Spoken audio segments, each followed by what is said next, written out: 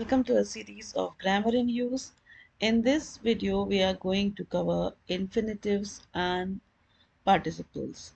You are requested to get a notepad and a pen ready so that you can take down notes and construct sentences as we progress with the lesson. Let us dive into it. Before we understand what is the lesson all about, let us see from which branch are we picking and discussing. We are discussing the certain forms of verbs. We know the forms of verbs mostly as finites, where we know tenses. Tenses relate to the time frame, that means present, past, future, and it changes with pronouns, etc. We are not going to touch finite verbs at all. We are going to the zone that we have not touched so far. These are non-finite verbs. Non-finite verbs do not exist on their own. They become a form of the sentence or the part of the sentences as we construct certain sentences with finite verbs. So let us see what branch of non-finite verbs have we picked. The branches are infinitives, gerunds, and participles. We are going to cover infinitives. We are going to touch upon gerunds also. And from participles first further branch out to present participle or past participle.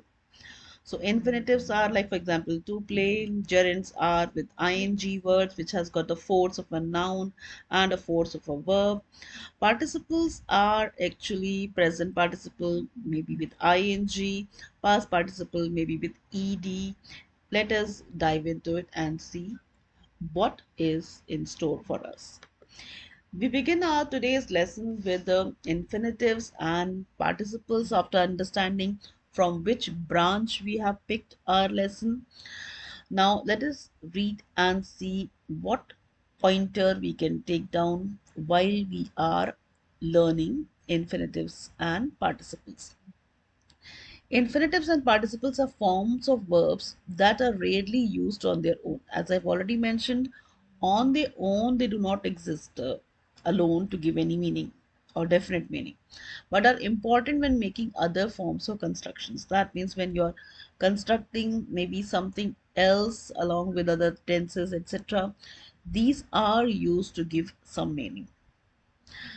Now, the first pointer that we have for infinitives is that the infinitives is the simplest form of verb. English verbs have two types of infinitives. Sometimes the infinitives is formed with to plus the verb. For example, to play. He likes to play, where like is a state verb and to play is an infinitive. So any verb that is preceded by to, together take it as a phrase and take it as an infinitive. When the infinitive is formed without to, now in certain cases it does happen that the to breaks away and only the base form is used. It is actually the construction, the way it is used, it will be classified as an infinitive. Otherwise it might pass off as a finite verb. So it is the construction that makes it infinitive. When the infinitive is formed without to, it is known as the base or simple form or the bare infinitive. So bare infinitive. Now let us see the structure, how it is constructed to get a better idea of infinitives. The next pointer that we have is present participles and gerunds. This is also a branch of non-finite verbs.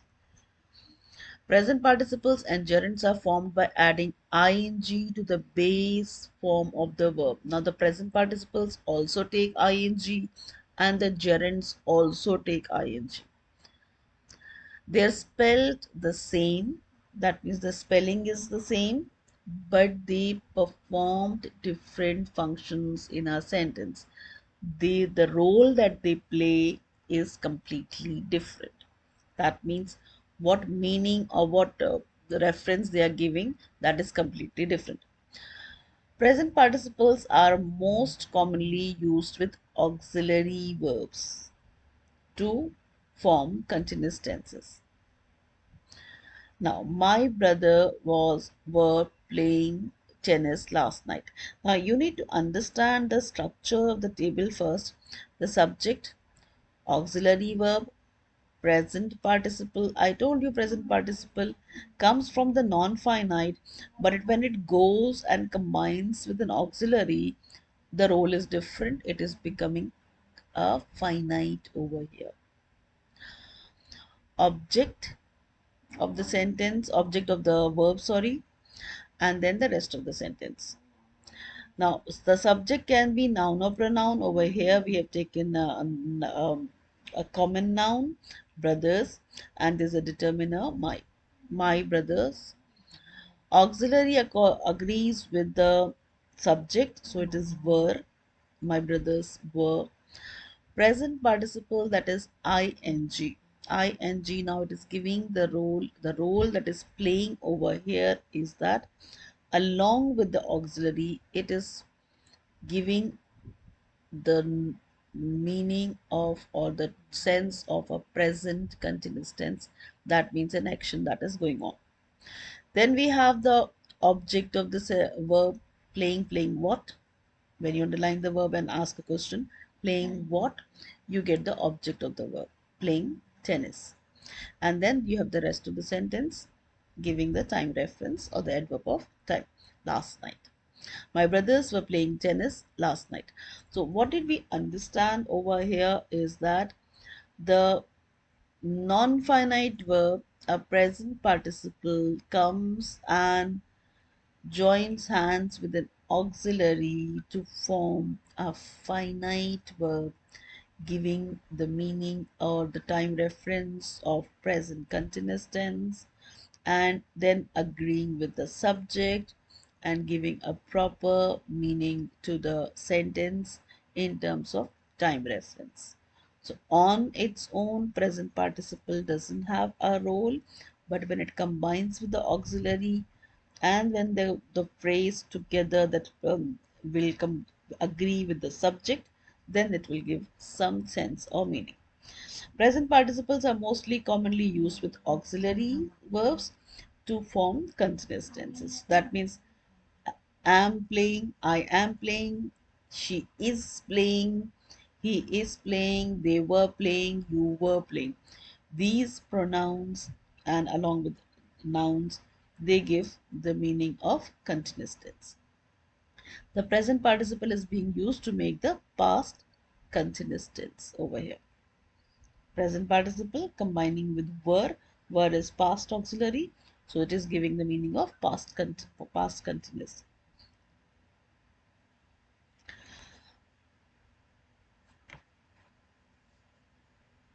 Okay, now the next question that arises is between present continuous and past continuous. How do you determine that? The present participle is being used to make the past continuous. Now, past continuous, how do I say it is not present continuous? How do I say it is past continuous? If the auxiliary is am, I am playing, then it is present continuous. If the auxiliary is he is playing, then it is present continuous. Then if the auxiliary is we are playing, then it is present continuous. If the auxiliary is in the past tense, that is he was playing, it is past continuous. If the auxiliary is my or you were playing, then it is past continuous. So it should be past continuous, not present continuous tense. Gerunds are verbs that are used as nouns. Another definition could be gerunds are verbs which have the force of a verb as well as the force of a noun. So make a note of it. Gerunds have the force of a verb and the force of a noun. That means they have got a double role to play in a sentence construction. They are sometimes known as verbal nouns. So you can say that they are verbs also and they are nouns also. So verbal nouns. Let us say if I were to say playing is their hobby. If I were to just use the word playing in order to understand, drop the word tennis, and if I were to say playing is their hobby. Now, if I were to use only the word playing, it will still remain as a subject, playing. Now, playing is taking the role of a subject. Subject means definitely the noun. It has the force of a noun. But if I see the construction is ing form. That means the role or the likeness of a verb. So it is like a verb also and like a noun also. So it has got the force of a verb as well as the force of a noun. So that is how the word gerund is used. Now, in addition to the gerund, an additional subject is added over here. Playing tennis is their hobby. So playing tennis is the subject over here. The verb agrees with the subject, and the complement of the verb is what? Their hobby. So that is how we get the answer to the verb. Playing is a gerund here along with tennis to form the subject of the sentence. I hope the meaning of present participle becoming a tense is understood, and gerund, that is a verb with ing playing a double role, that is the force of a noun and a force of a verb, is fairly understood. Let us proceed. The next pointer that we have is present participle and gerund spelling rules. Now this I have already covered in one of the videos. Let me take you through it once more. When we are adding ing to present participle, certain spelling rules are to be followed.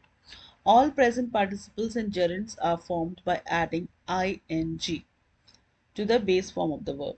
The spelling of some base forms changes slightly before adding ing. Now, what are those changes? In certain cases, e is dropped. In certain cases, the y changes to I before adding the inflections. This is known as inflection. Ing is added, known as an inflection. Ed is known as an inflection. So over here, this ing, the inflection, before adding the inflection, let us see what changes take place. Now, certain main verbs or the regular verbs like where, take ing as such. Ing is added to the form regular present participle. Now it has become a regular present participle. Certain words have a magic E. Those E's are not pronounced, known as magic E, or they are silent. The last letter E. This E is dropped before adding the inflection ing. The E is left out and ing is added. The next rule is the last letter.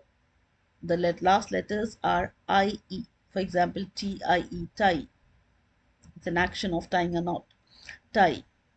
What happens? The IE is removed and it changes to Y, and then the inflection ing is added. The last is last letters are CVC. It's a CVC spelling. That means last letters, if they are constant, consonant, vowel, consonant, and the final syllable is stressed. So, for example, if I pronounce the word as forget, my stress is on get. In that case, what happens is that because there's a vowel over here, it will not let the T go away. It will attract another T. So the last consonant will double up before adding an ing inflection to it.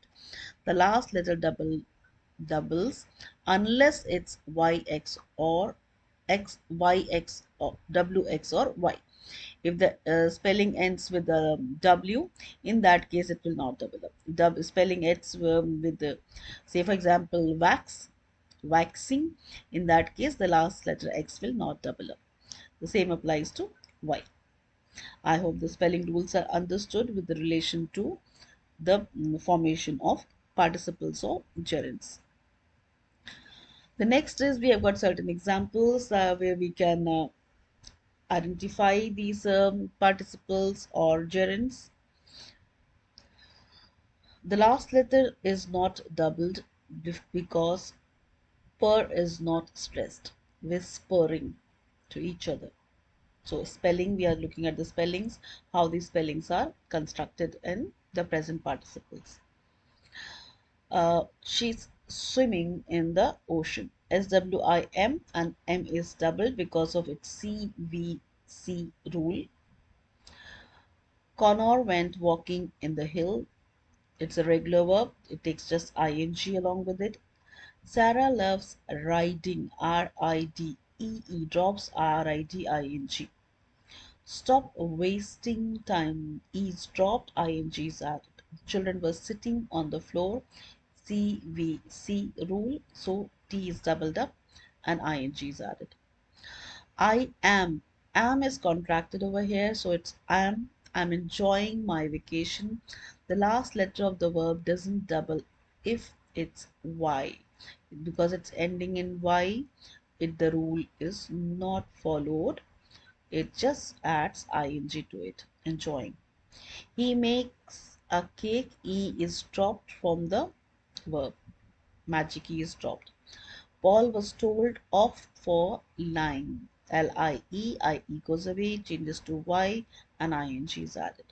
The audience started clapping. CVC rule. P is doubled up and ING is added. She started looking for a new job. Regular verb look and ING added to it, so looking. I'm choosing the new intern. E is dropped and ING is added. Let us see the next pointer that we have is past participles.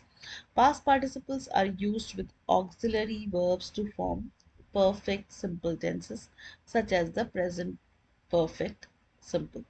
Now the same rule as we have seen for construction of present participles, the same rule is followed for making past participles. Now the present participles came with ing along with it. The past participles will come with ed added to the base form of the verb. Let us look at the structure and see how it is constructed. We have got the subject, I, auxiliary, have, past participle, played, ed is added to it, so that's why past participle. Then the object of the verb, the guitar, played what? The guitar, and then the rest of the sentence. Together, this have played is known as the present perfect tense. So alone, past participle has no meaning given to it, but when it combines with an auxiliary, it becomes present perfect tense. So I have played the guitar for 5 years. The action ended or nearly ended before talking about some other action. Let us see the next pointer. Spelling rules for past participles. Now, when adding ed, certain rules are to be followed. We need to make a note of those rules also, spelling rules. Regular past participles are made with the base form of the verb plus ed. For example, listen, the spelling is a regular verb. Only ed inflection is added. For many regular verbs, ed is added and the spelling is ready as a past participle to be used. Then certain other words, the spellings of some of these base forms changes a bit before adding ed to it. Now let us see what changes take place. If the last letter is E, that is magic E as I've mentioned, E goes away, or E doesn't go away in this case. The inflection ed, if it is to be added, the E is to be retained because the spelling is retaining an E. So what happens is the E that comes with ed, that has to go away. You can consider any or either of the two. It is that like retains its original last letter is E, only D is added. If ed is brought, only D is added because the word is ending with like. Then we have the last letters are consonant and Y. For example, if it is a consonant, consonant is considered as slightly weak than the vowels. So consonant, if it is connected to a Y as the last letter, what happens? The last letter Y changes to I and ed is added. So Y is replaced with IED. The last letters are CVC, consonant, vowel, consonant, and the final syllable is stressed. For example, I pronounce it as drop. So my stress is on the drop. So drop. So what happens is, because of the vowel is strong, it attracts another consonant which is there. So P doubles up and then the inflection ed is added. The last consonant is doubled and ed is added. Now let us see the spelling as used over here. I should have covered. Ed is added to cover. Copy. Y changes to I, E, D. And then ed is added. Y changes to I and then ed is added. Pass, a regular verb, ed is added. And then improved, improve, only d is added. plan, n is doubled up and ed is added. finish, finish, and ed is added. My boss has asked me to come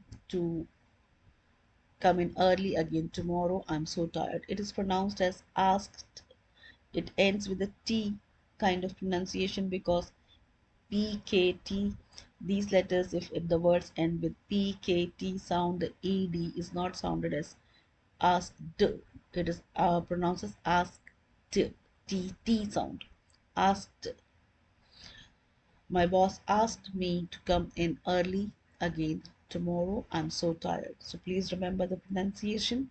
If the word ends with PK and T, then ed is added. The ed sounds like a T ending.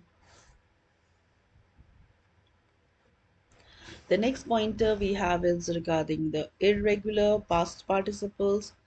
Many verbs in English have irregular past participle forms. They often look quite different from their base form. The internal vowel undergoes a change, the entire spelling undergoes a change. I buy new clothes every month. I have just bought a new coat. Past participle, it's a past tense.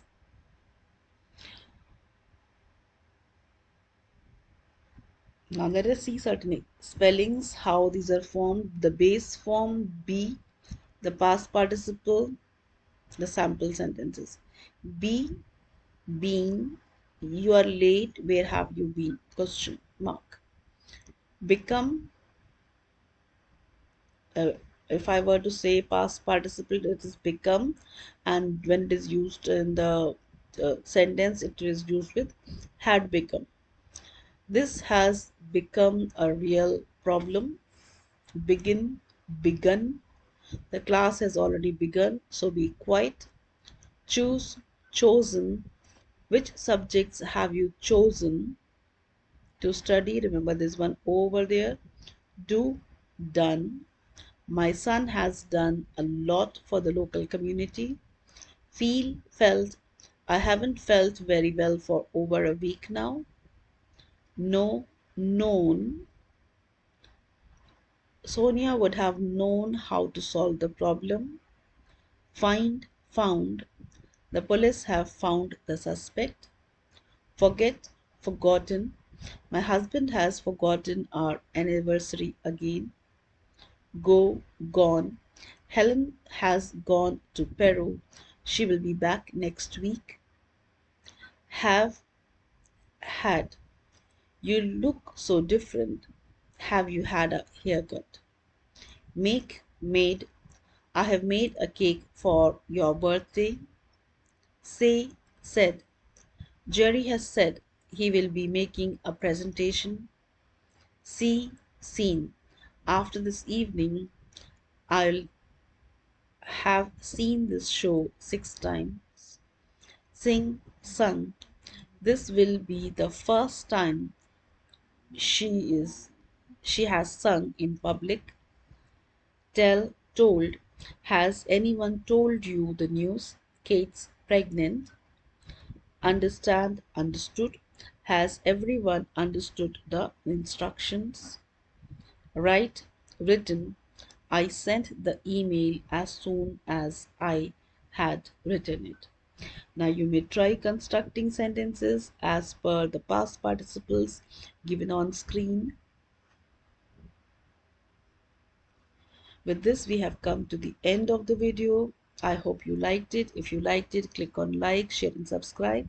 Thank you very much for your kind attention.